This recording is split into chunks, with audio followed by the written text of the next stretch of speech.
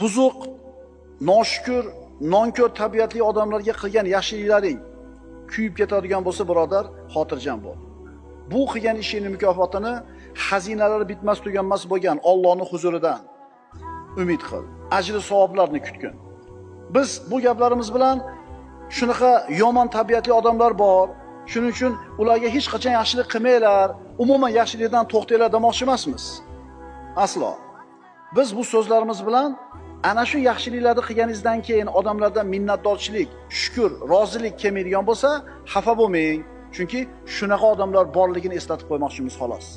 Birodan minnatdorchilikni kutma. Birodan shukrni kutma. Kutma birodan yaxshilikni. Shunda ular nonko'rlik qilsa, xafa bo'lmaysan, chunki kutmagansan, shunga tayyorsan. Yaxshiligini qadrlashmasa, xafa bo'lmaysan, tayyorsan, bilasan odamlar tabiatini. Endi mabodo birontasi seni minnatdorchilik bildirib qoladigan bo'lsa qilgan yaxshiligingga, bu narsa sen uchun surpriz bo'lib qoladi.